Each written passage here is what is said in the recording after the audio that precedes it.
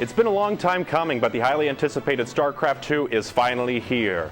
Or at least part of it is. Splitting up StarCraft 2 into 3 separate games was a risky move, and since we've already waited so long for this game to release, did Blizzard manage to capture our attention or leave us disappointed? The Terran-centered campaign of StarCraft 2 Wings of Liberty takes place years after the original games, but continues the story where it left off.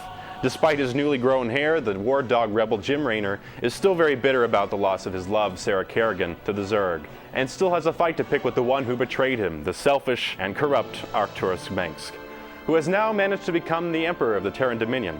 What begins as Raynor's fight for freedom against Mengsk quickly becomes something much bigger, putting the fate of the galaxy in our buddy Jimmy's hands. Despite a few contrived cliches, the execution of the story is great, and this epic does not fail to keep you interested. But the abrupt ending and an unresolved conflict between Raynor and Mengsk might leave you wanting more. A great improvement in StarCraft 2 is the way the story progresses, allowing you to select different missions, make a few decisions that can affect the game, and talk with characters in very detailed in-game cutscenes, somewhat similar to Mass Effect. As you progress from mission to mission, you also get a wide variety of new upgrades and units, including nostalgic units from the first StarCraft like fire bats and vultures. This new and ambitious style of storytelling is much more engaging than in the first game, and it keeps you interested in what's going on with the story and the other characters as much as it keeps you wanting to continue playing missions to upgrade and research new abilities for your units.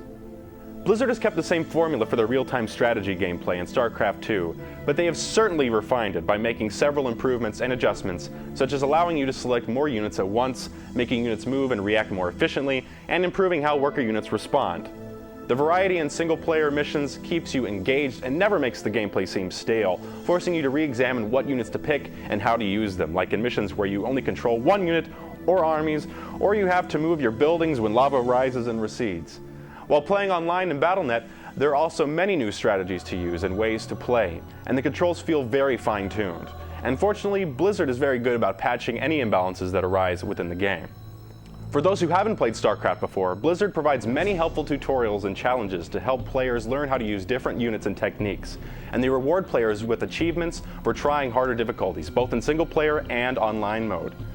The online system for StarCraft 2, known as Battle.net, has seen many improvements over the years, but now, despite no LAN support, it is as polished as ever, adding many new features such as achievements and cross-game chat windows, along with an excellent way to watch replays and a new matchmaking system that pairs you up with players around your skill level.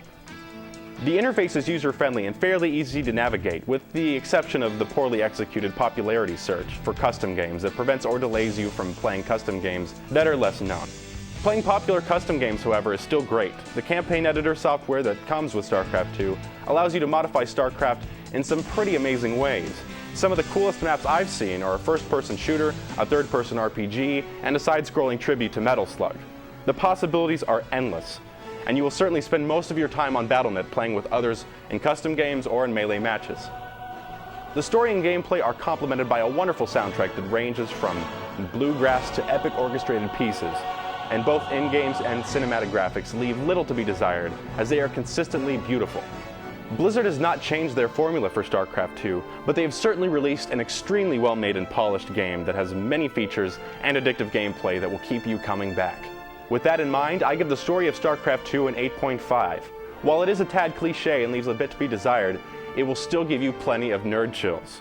Design gets a 9.5. Even with a decent graphics card, the graphics of this game are simply gorgeous, and the music is nothing short of epic. Gameplay gets a 9.5. Blizzard has stuck with the same formula that has made them so successful in the past, and they have greatly fine-tuned it. Presentation gets a solid 10, with jaw-dropping cinematics, a wonderful interface, tons of new features, and so much to do and enjoy within the game. StarCraft 2 has a lot going for it. Replay value gets a 10. Be prepared to spend hours playing melee matches with friends and ranking up or playing some amazing player-made custom games. This game hardly gets old. So overall, StarCraft 2 on the PC gets a 9.5. Intaro Tassadar, Blizzard.